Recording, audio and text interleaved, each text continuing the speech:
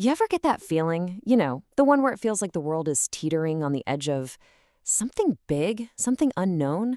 Well, about a century ago, the poet W.B. Yeats absolutely nailed that feeling in a short, super haunting poem called The Second Coming.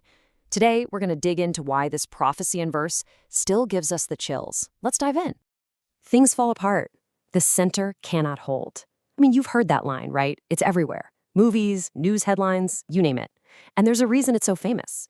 It's just the perfect way to describe that gut feeling that the things we count on, the very center of our world, are starting to come undone.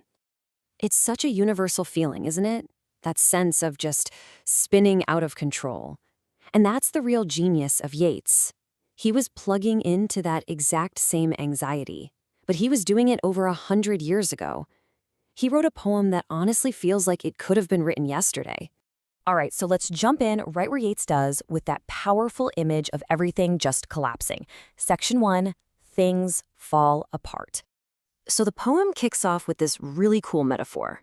Picture a falconer, right? He's the symbol of control, of order, but his falcon is flying out in these huge, ever-widening circles, so far out that it can't even hear him calling it back.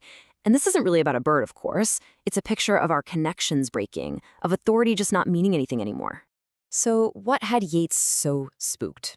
Well, this wasn't just some abstract idea he was playing with. He was looking at the world around him, a world that was literally tearing itself to pieces. Which brings us to section 2, a world in chaos. You gotta remember, Yeats wrote this in 1919. Think about what was going on. The Great War, what we now call World War I, had just ended, leaving millions dead and entire empires shattered. On top of that, the Russian Revolution had just toppled a dynasty that had ruled for centuries, and that sent these shockwaves of fear and uncertainty all over the world. It really truly felt like the old world was completely falling apart. But here's the thing. For Yeats, all this chaos wasn't just random. Nope. He thought it was all part of a huge cosmic cycle, a pattern he called the widening gyre. So he called these cycles gyres. The easiest way to picture it is like two big cones, or spirals, spinning in opposite directions and overlapping. One spiral is a whole era of history, say the Christian era, that lasts about 2,000 years. As that spiral gets wider and wider, it loses its momentum and starts to fall apart. And at that exact moment, the tip of the opposite spiral starts its own cycle, beginning a brand new and totally opposing age. So the big takeaway here is that the chaos wasn't the end. It was a violent handover. Let's break that down.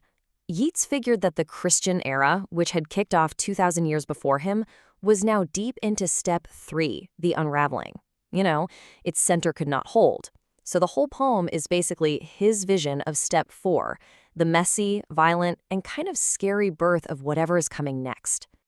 And this is where it gets really chilling. The poem pivots from talking about the present to this absolutely terrifying vision of the future. See that phrase in the title, the second coming? Well, it's not what you think it is. Section 4, a beast is born. You'd think, right? After 2,000 years of a civilization built on Christian ideas, you'd expect maybe, the return of Christ. But Yeats just flips that expectation completely on its head. He says, no, something else is waking up. Something huge and disturbing that's being stirred up by all the chaos in the world. The poem's big finale is set in Bethlehem, of all places, the birthplace of Christ. But instead of hope, Yeats sees a rough beast with a gaze blank and pitiless as the sun, and it's slouching towards Bethlehem to be born. That contrast, that single image, is the poem's total masterstroke. It takes a symbol of love and salvation and replaces it with this vision of a monstrous, mindless force that's about to kick off a whole new age of brutality. So, okay, a poem about the anxieties of 1919. Why on earth are we still talking about it? Well, it's because the stuff he was writing about is, tragically, timeless. It's like Yeats gave us a vocabulary for talking about crisis. When we feel like society is losing its way, we've got that image of the falcon and the falconer. When we see good people seeming unsure of themselves while extremists are just full of angry certainty, we think of that line, the best lack all conviction while the worst are full of passionate intensity. And when there's that deeper feeling that something spiritually is just wrong, we can picture that beast slouching towards Bethlehem. So in the end, The Second Coming has become way more than just a poem. Its lines are now part of our cultural toolkit. They're the shorthand we all reach for when it feels like the world is on the brink.